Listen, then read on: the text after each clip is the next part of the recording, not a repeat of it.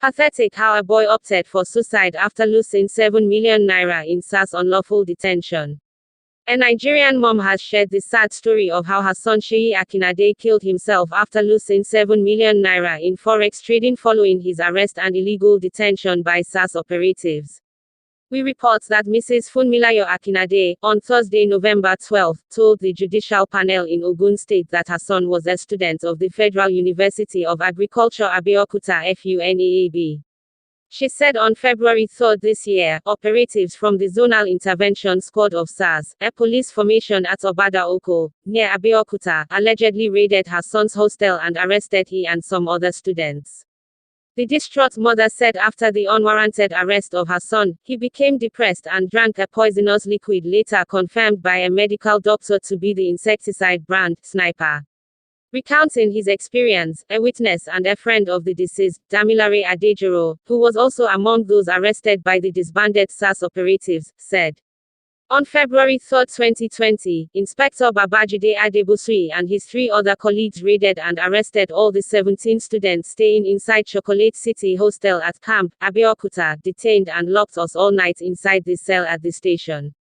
The officers did not tell us what our offense was, but rather when we got to the station, we were locked up with other 52 inmates already in a small cell after we were asked to pay a sum of 2 million naira for bail which we could not afford to pay. Adejiro added that while in the police custody, his late friend who was a forex trader severally told the officers that he had opened a trading business online that would run into loss if not attended to, but they refused him access to his mobile phone, slapped and even made a jest of him which eventually made him lost over 7 million naira.